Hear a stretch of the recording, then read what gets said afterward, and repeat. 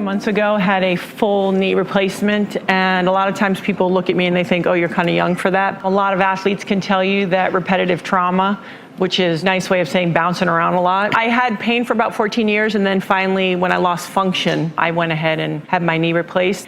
And it was difficult. You know, at that time, I even decided to try to go the opioid-free route. So it was a big undertaking.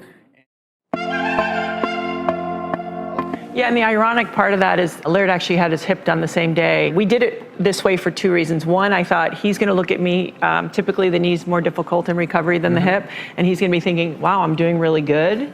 And then the other side of that is we sort of understood how the other person, what they were going through, but he was definitely a cheerleader.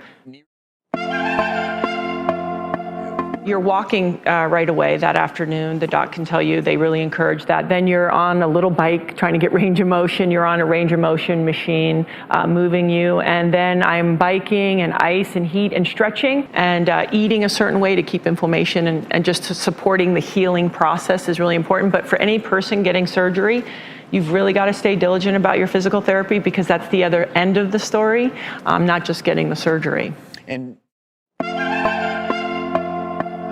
Well, this is why I'm here, really. I'll be advocates of our own health and knowing, and I liken it really to like a birth plan. When women have a baby, they go, I want to do this and that and this.